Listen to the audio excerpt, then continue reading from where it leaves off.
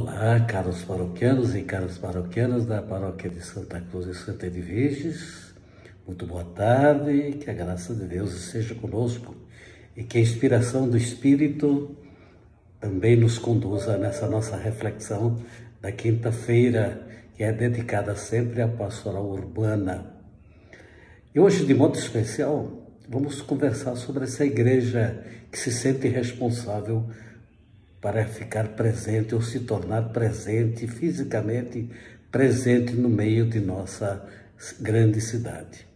Vamos conversar sobre essa igreja de Jesus e de modo especial sobre a natureza humana, a natureza visível dessa igreja. E a natureza visível dessa igreja que é constituída por uma hierarquia. E vamos conversar de modo especial sobre o episcopado e sobre a ordem dos bispos. E vamos começar perguntando: essa hierarquia que consta de papa, bispos, presbíteros e diáconos, é uma invenção humana? Os bispos são uma mera conveniência para a manutenção de uma organização, para ter o domínio da palavra e ter o domínio dos gestos salvadores e impô-los ao mundo e à sociedade? E os presbíteros e os diáconos seria uma outra conveniência para facilitar todo esse trabalho das instâncias superiores, ou seja, a instância dos bispos? O episcopado, o presbiterado, o diaconado, o papa, os bispos todos, serão uma invenção humana ou serão de ordem divina, de natureza divina? Ou eles têm um mandato especial, superior, vindo do Espírito e marcado pelo Espírito? Em primeiro lugar, como já vimos atrás, a igreja não é uma invenção humana.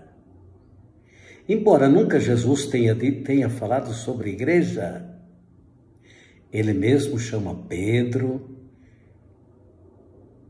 ele entrega e o compromete com a função de apacentar o rebanho. Apacentar é fazer os mesmos gestos salvadores que Jesus fez, como gestos de entrega do Espírito, gestos de perdão, gestos de cura, gestos de partilha, gestos de socorro dos mais necessitados. Em outra ocasião, envia o colégio apostólico, os 12 para uma missão, e diz assim: eu, impondo as mãos, disse, eu lhes dou o Espírito e envio a vocês como meu Pai me enviou para uma missão. Então, nesse mesmo instante, dava ao colégio apostólico um poder de origem divina, porque ele era o próprio Filho de Deus. E coloca Pedro, além disso, como líder do grupo. A partir dos fatos revelados no Evangelho, e também a partir de tudo aquilo que nos conta os Atos dos Apóstolos, aliás, os Atos dos Apóstolos precisava ser conhecido, estudado e aprofundado para nós percebermos isso. A partir desses fatos e da palavra de Deus contida nos Evangelhos e também nos Atos dos Apóstolos, o Concílio Vaticano II, lá para os anos de 1500, ensina e declara que Jesus Cristo, pastor eterno, edificou a igreja, tendo enviado os apóstolos como ele mesmo fora enviado pelo Pai, João 20, 21, e quis que os sucessores deles, os bispos, fossem pastores de sua igreja até o fim dos tempos. E para que houvesse unidade e comunhão, diz o Concílio Vaticano I, esse episcopado, e que o episcopado fosse uno e indiviso, colocou Pedro à sua frente e à frente de todos os apóstolos. Assim, diz o Concílio Vaticano I, Jesus instituiu o princípio e o fundamento perpétuo e visível da unidade da fé e da comunhão na pessoa de Pedro. Desta forma, o colegiado dos bispos continua o Concílio Vaticano I, unidos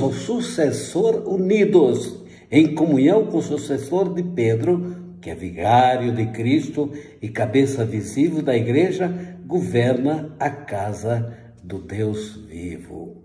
Então está aqui, a Igreja é de origem divina, os apóstolos ganham uma missão com origem e mandato divinos, recebem o Espírito e são confirmados para conduzir a sua igreja na comunhão com Pedro, ou seja, aqueles que sucediam o próprio Jesus na missão que ele mesmo tinha. Assim está constituída a hierarquia que, vivificada pelo Espírito, cumpre com o compromisso redentor de Jesus. E o Concílio Vaticano II, recebendo esse legado da tradição da Igreja, e essa tradição é de origem apostólica, e atestada pelas comunidades primitivas, retoma a questão da existência do papado e do episcopado. E a Lumen Gentium vai dizendo que a origem e a natureza e a organização da Igreja é de origem divina e fala o quanto segue sobre o Papa. Pedro, diz o Concílio Vaticano II, recebe do próprio Jesus a chave e o compromisso de apacentar o rebanho. É colocado pelo próprio Jesus frente aos apóstolos. Instituiu como princípio e fundamento perpétuo e visível da unidade, e o torna presente pelos séculos. O Papa é sucessor de Pedro e torna Pedro presente ao longo dos séculos. Tornando Pedro presente ao longo dos séculos, torna também presente o próprio Jesus, que ele de alguma forma faz com que o substitui.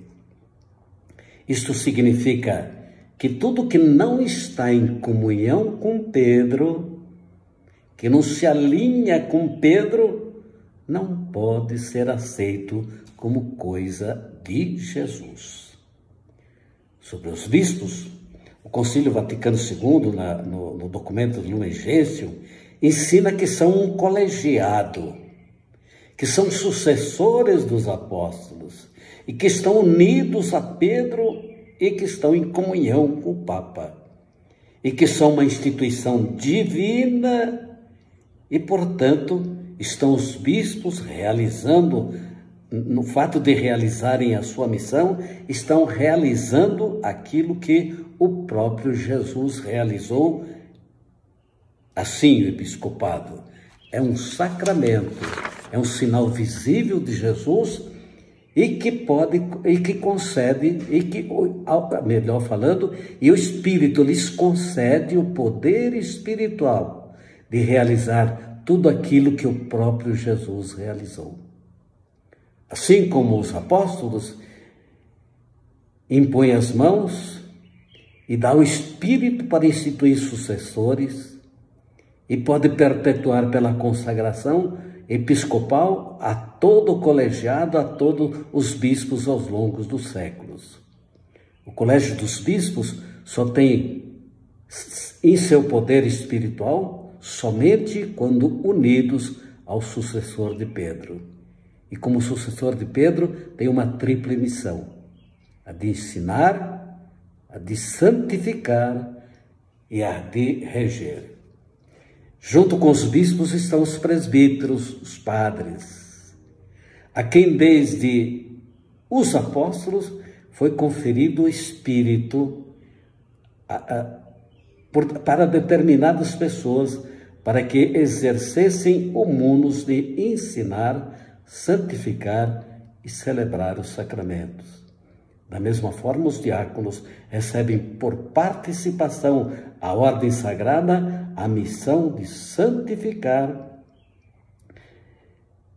de ministrar a liturgia, de ministrar a palavra e de fazer o ministério da caridade.